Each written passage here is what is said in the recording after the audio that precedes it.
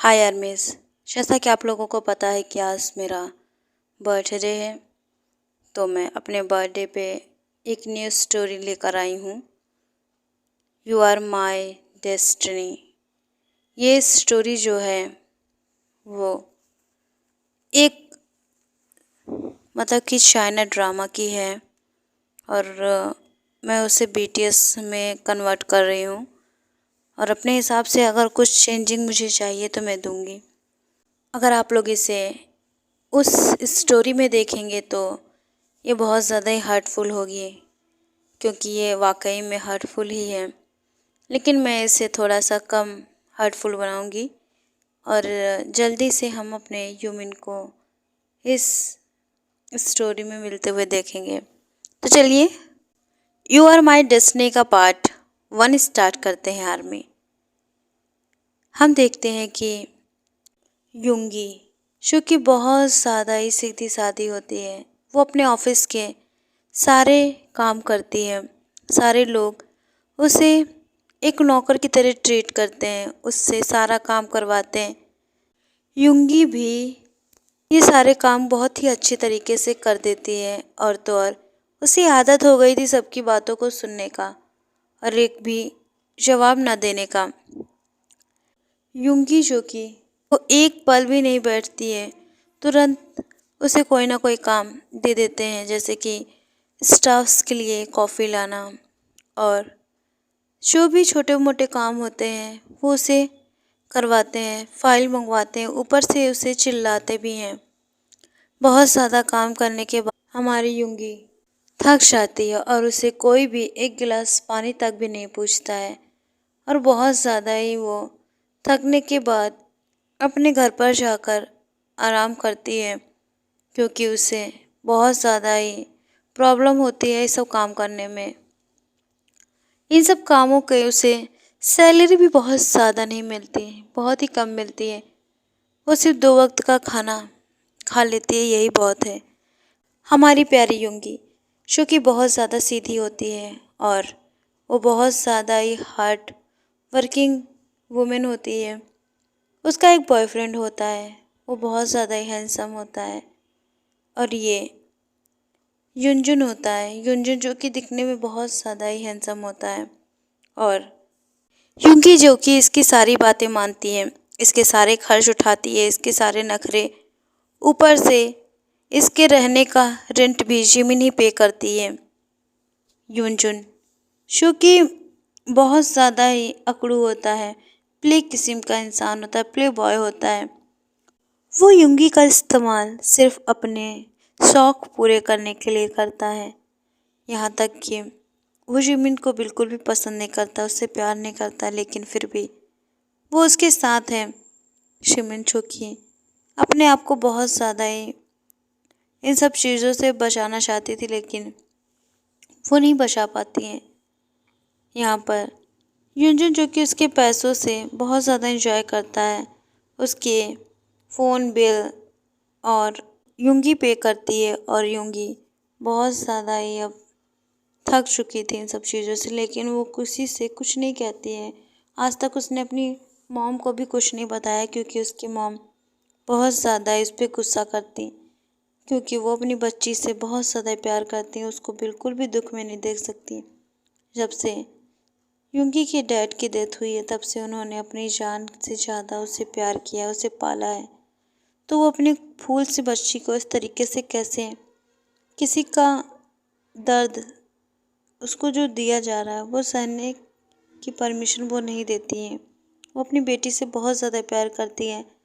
उसने युंगी से कह रखा है कि अगर तुम्हें बिल्कुल भी अच्छा ना लगे वहाँ पर तो तुम मेरे पास आ जाना। लेकिन युंगी जो कि अपनी मॉम के पास नहीं जाती हैं और इसी तरीके से अपने काम को करती है। ये रोज़ डेली का काम है जो हमारी प्यारी युंगी करती है।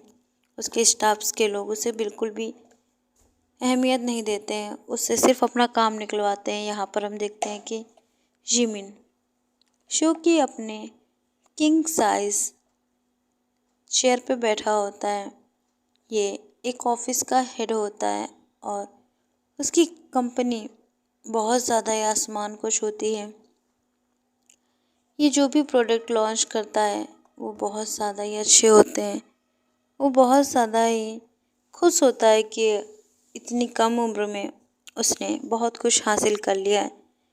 शिमिन जो कि अपने घर आता है, उसकी दादी कहती है कि तुम शादी क्यों नहीं कर लेते हो? अगर तुम शादी कर लो तो बहुत ज़्यादा अच्छा होगा।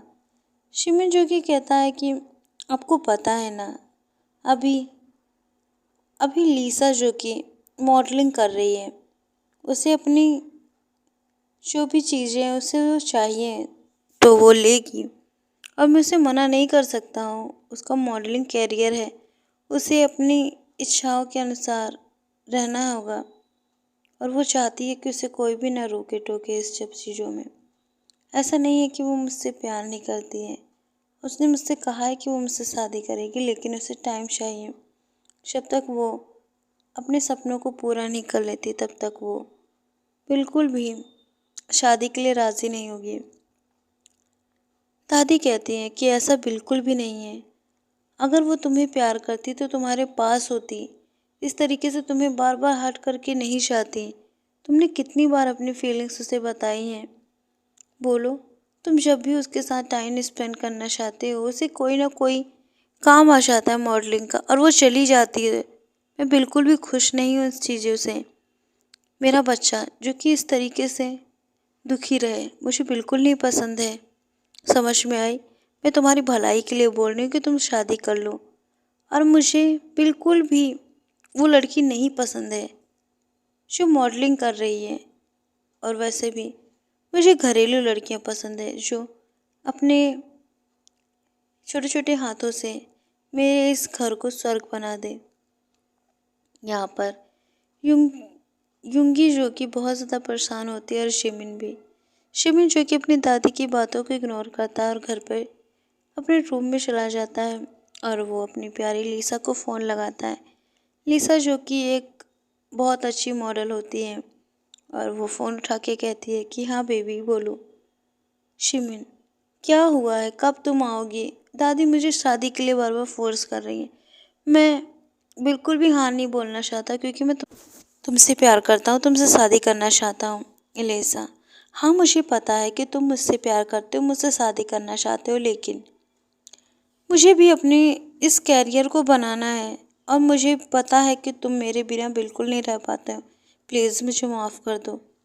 मैं जल्दी तुम्हारे पास आ जाऊँगी, पर प्लीज़ मुझे इसे पाना है। ये मेरा जुनून है, मेरी चीज़ है, इसे मुझे लेना है। मुझे मॉडल बनना है और वो भी इस वर्ल्ड की टॉप मॉडल। क्या तुम नहीं चाहते कि मैं इस तरीके से अपने सपनों को पूरा करूं? अगर तुम नहीं चाहते तो मैं तुम्हारे पास आ जाऊं। शिमिन, नहीं, तुम्हें आने की ज़रूरत नहीं है। तुम अच्छे से अपने परफॉर्मेंस दो और बेटर करो जिससे तुम यहाँ पर वापस आ सको। लेकिन प्लीज़ मुझे समझने की कोशिश करो। मैं बहुत ज़्यादा फंस चुका हूँ और जल्दी जल्दी से मेरे पास आना। Love you so much Lisa, love you so much baby. दोनों ही फ़ोन रख देते हैं। शिमिन जो कि राहत की सांस लेकर अब बहुत ज़्यादा टेंशन में उसी बिस्तर पे सो जाता है क्योंकि उसे बहुत ज़्यादा लीसा की याद आ रही थी। लीसा जो कि शिमिन को अपने सीने से लगाकर सो जाती है। वो भी शिमिन को बहुत ज़्यादा प्यार करती है, लेकिन उसका मॉडलिंग करियर ही कुछ ऐसा है कि वो उसे पा नहीं सकती। वो सिर्फ उससे बातें करती हैं और वो चाहती है कि जल्दी से वो इन सब चीज़ों को ख़त्म करके अपने शिमिन के पास चली जाए और शांति से उसके साथ रहे। यहाँ पर हम देखते हैं कि बहुत ज़्यादा ही शो कि माहौल जो कि ख़राब हो चुका था। हमारे प्यारे जिमिन का मुंह बना होता है।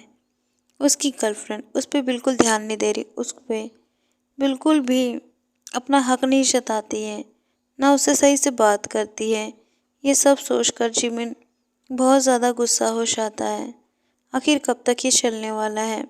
उसका असिस्टेंट आता है और कहता है कि बॉस, आपको वैसे कोशिश करनी चाहिए कि आप लीसा मैम को जल्द से जल्द अपने पास बुला पाएँ। असिस्टेंट की बात पर जिमिन स्माइल करके कहता है, हाँ जल्दी ही हम घूमने जाएंगे। तो फिर ऐसे ही उसने बोलकर जिमिन जो कि सो जाता है और वो असिस्टेंट जो कि अपने घर चला जाता है। ओके आर्मी, इस पार्ट को एंड करते हैं, नेक्स्ट पार्ट में जानेंगे अब आगे क्या होगा। और आर्मी, ये स्टोरी हमारी सी ड्रामा की है, मैंने पहले ही बताया है। तो फिर आप लोग बताइए कैसी लगी स्टोरी और बीटीएस लुक में कैसी लगी, और वो भी ह्यूमन लव स्टोरी जो कि आजकल मुझे कमेंट आते हैं तो फिर मुझे ही देनी पड़ती है। सरांगी आर्मी टॉप यूंगी नहीं है, इसमें टॉप जिमिन है, जो कि कमेंट के अनुसार मैंने स्टोरी क्रिएट की है, टॉप जिमिन बनाई है। तो आप लोगों को कैसी लगी आप लोग कमेंट कीजिए और मुझे इसी तरीके से सपोर्ट करते रहिए। Sarangi army, love you so much. और मैं बहुत ज़्यादा खुश हूँ कि आप लोग मेरे साथ आए, मेरे साथ हैं, और मेरे बर्थडे में आप लोग मुझे इतना ज़्यादा खुश रखते हैं। तो सरांगी आर्मी।